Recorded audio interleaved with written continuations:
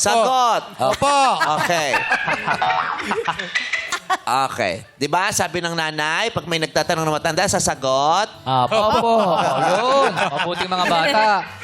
Okay. So, mga hakbangers, akyat o baba? Okay. Yan. Akyat o baba? Aba! Oh, well.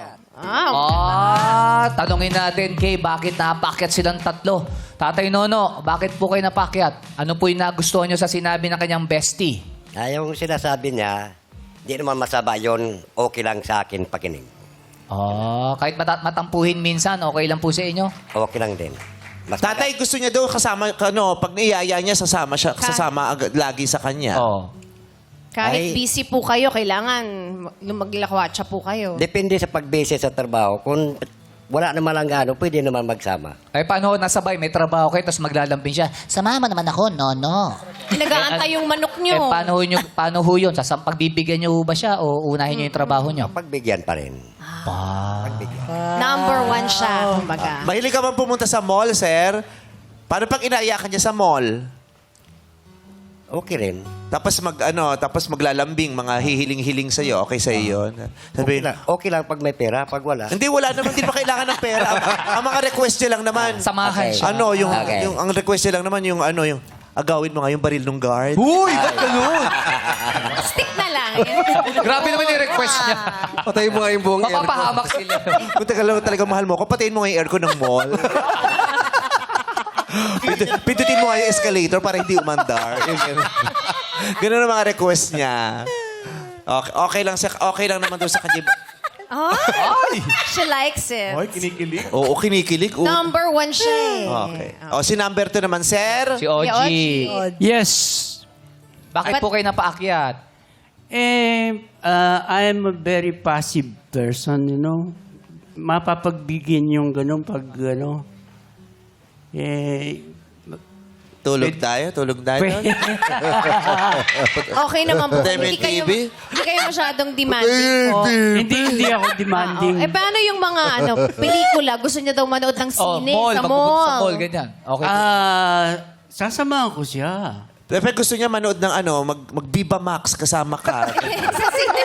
Wala doon. Bawal yun doon. Halika, manood tayo ng Viva Max. Tingnan natin kung tingnan natin kung sino unang bibili sa tibok. Ano po ang paborito niyong sine?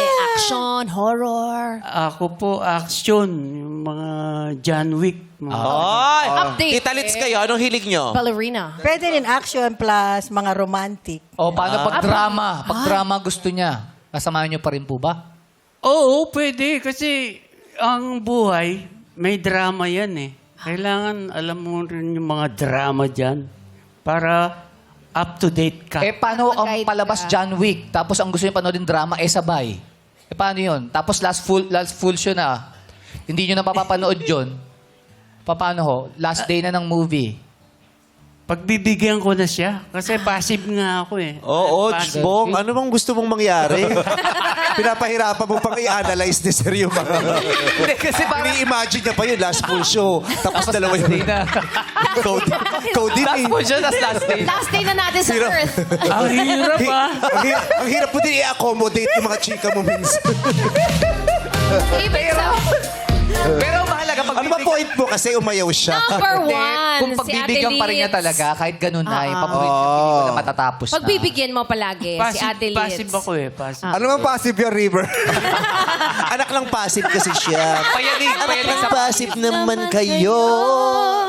Pero sir, kung passive kayo, tapos last full show na, gusto mo action. Problema niya yan ni Tanya, no? Sino na susunod? Ikaw din. siya. Gumawa pa talaga siya. Siya, passive. Kinomplicate niya pa talaga yung scenario. Pero papayag pa rin, di ba? Ibibigay pa rin. I love it. Oo, Yoshi. tas gusto mo last full show na. Action kayo. Tapos gusto niya drama. Tapos tumawag yung apo niyo, may sakit, dadalhin sa ospital. Tapos nakuha mo yung bill sa Meralco, ang taas. Anong gagawin mo? Manonood pa rin. Ano nga bang prioridad? Sa hirap tong senaryo, sumuko na lang sa buhay yung matanda.